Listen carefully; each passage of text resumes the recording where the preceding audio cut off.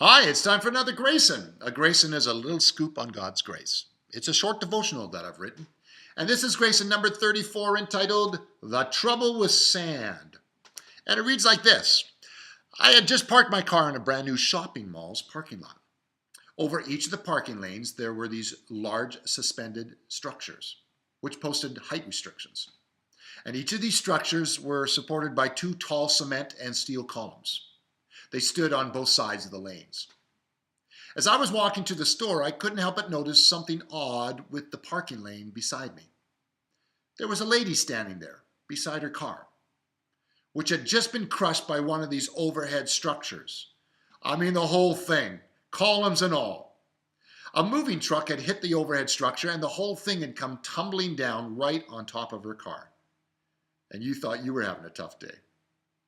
Now, this really seemed odd to me. How could this happen in a public parking lot that had only been open for a few months?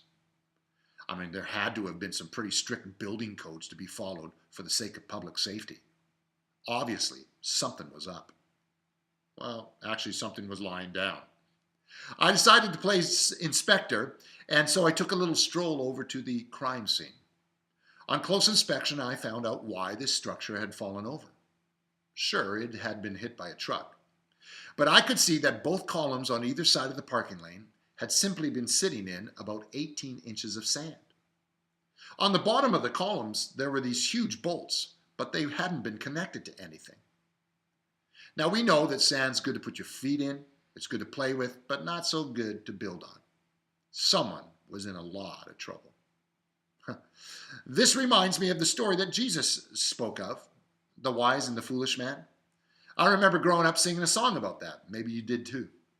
The foolish man built his house upon the sand, and the wise man built his house upon the rock. You know, I remember growing up hearing that the wise man was the Christian in this story, and the foolish man was the unsaved person in this story.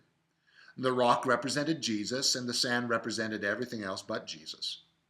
To me, this was a basic Christian story. I'd like to take a little twist on this story. What if both foolish and wise men were Christians? Both were new creations in Christ, standing righteous before God, their destiny secured. The difference in their lives was in their understanding and their experiential living. The wise man, well, he realizes that the Christian life is Jesus living his life in and through him. And he's enjoying the peace and the finished work of Jesus. The foolish man is the person that has faulty thinking going on about his identity, and so is constantly struggling with self-effort religion, which can look really good on the outside, but it's only about 18 inches deep. He walks through this kind of life, kind of hit and miss, not quite knowing all that he has in Jesus. His life is a life of ongoing effort and striving for what is already his. You know, Paul called the Galatians foolish Galatians because they were trying to mix the old covenant with the new covenant, the covenant of law with the covenant of grace.